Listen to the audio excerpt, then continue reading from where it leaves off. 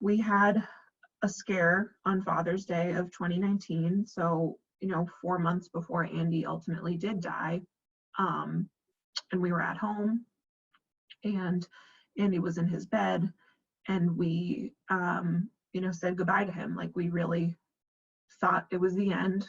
It was very traumatic and very difficult. And at that same time, prior to him, this moment of like giving him our goodbyes, we had already called our hospice and said, like, we think that this could be it. And they were able to send like a private ambulance because, we were like, we actually, want to treat him if we can at the hospital. And so in the time between when the ambulance arrived to our home, we thought we were losing him, said his goodbyes, but then somehow he rallied in the moment. And then we were like, all right, well, we're going to take him to Children's. And, because we were using a vent at home, like there's limitations on the ventilation machine that one can have in their home. And the one at Boston Children's, like, can offer the most support. In our vent, you can only give 40% FiO2 maximum, and the one at Children's can give 100% FiO2. So I think my husband and I just really thought, if we can get him to the hospital, let's see how he does on that, more intense event.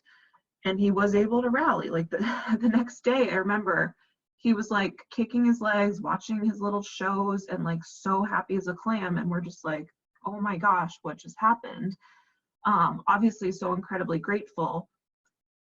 And up until that moment, I think we had thought we would want him to pass at home because it was his happy place. But I think given what had historically happened with like him rallying at the hospital, with us being able to leverage the better machines at the hospital, I think that both my husband and I thought, well, we have to try that. Like, unless it's like super evident that like that is the moment, which I don't know if it ever would be for us. We said we have to try and bring him to the hospital to leverage those better machines. So, that's what we ultimately did.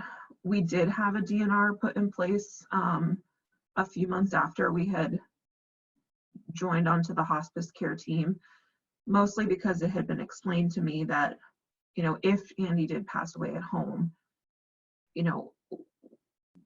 we understood that we wouldn't want to be subjected to like standard protocols that would have to happen that would make the situation even more traumatic than it would already be, like trying to resuscitate him if he was already, passed.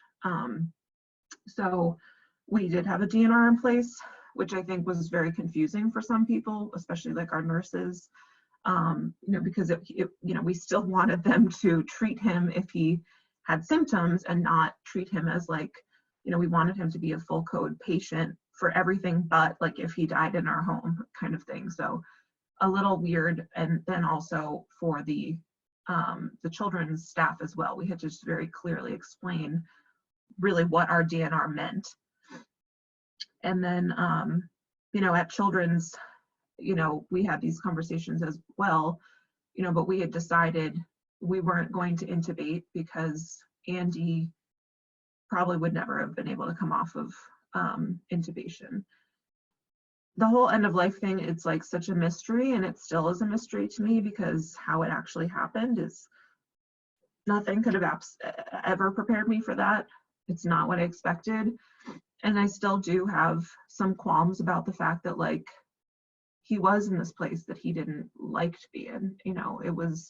It felt comforting to me, but like he certainly wasn't comforted. But we did, when it was more evident that like this was the sickest he had ever been ever, we were given the opportunity to like bring in it was like a queen size bed essentially, in his ICU hospital room so that we could sleep in there with him and lay in there with him, and just be together as a family.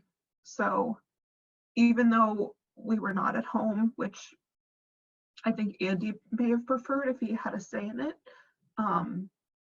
it still felt more homey than a typical ICU hospital room.